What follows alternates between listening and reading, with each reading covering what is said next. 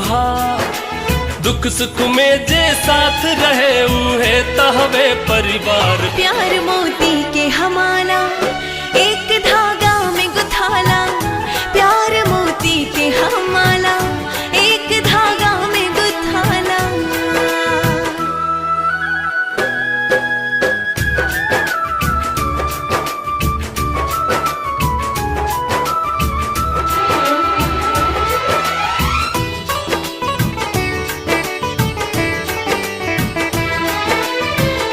आपन आपन किस्मत लेके दुनिया में सब आवेला।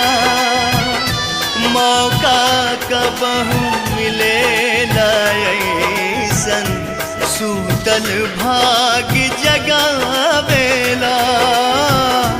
सूतल भाग